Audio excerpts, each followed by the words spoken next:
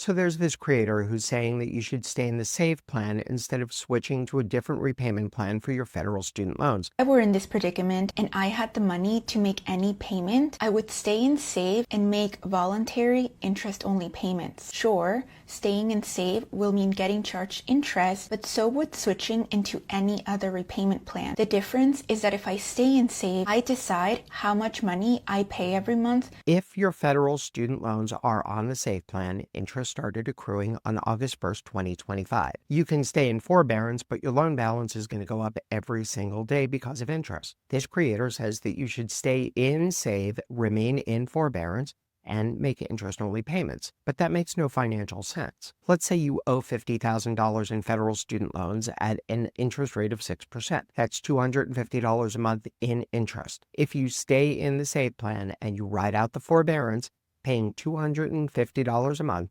your balance will be $50,000 when you enter repayment. Let's say that happens in 6 months. You enter repayment owing $50,000, and you decide to repay the loan in full over a 10-year standard repayment plan. No IBR, pay as you earn, ICR, or any other income-driven repayment plan. Under a 10-year standard repayment plan, $50,000 at 6% interest is going to yield monthly payments at $555.10. By the time you pay the loan in full in 10 years, and 6 months, you have paid $18,112.30 in interest. That's 10 years of interest accruing during repayment plus the $1,500 in interest that you paid during your forbearance. Now, let's say you go into the same 10-year standard repayment plan immediately instead of riding out the SAVE plan forbearance. You'll still pay $555.10 a month, and after 10 years, you will have paid $16,612.30 in interest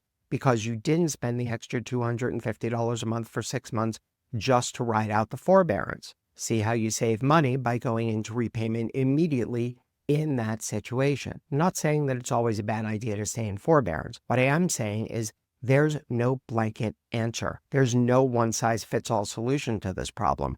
And anyone who says otherwise is probably looking at the situation through their own financial lens rather than recognizing that everyone has a different situation. For some people, staying in forbearance under the SAVE plan is a great idea, and for other people, it is an awful idea. The solution is an individual one because your situation is unique to you.